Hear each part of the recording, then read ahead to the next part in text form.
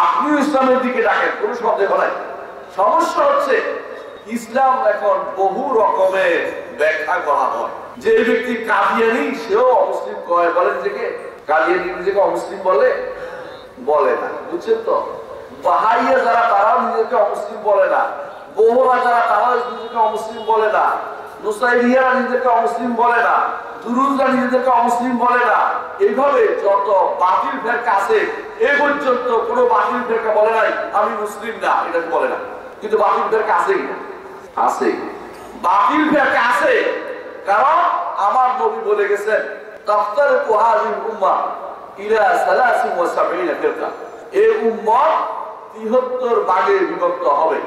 এই উম্মত 73 ভাগে বিভক্ত হবে, একটি ব্যতীত বাকি সবগুলি কুল্লুহা ফিন্নার, জাহান্নামে যাবে। জাহান্নামে যাবে যারা, তারা বাতিল ফেরকা ছাড়া আর কিছু হইতে পারে না।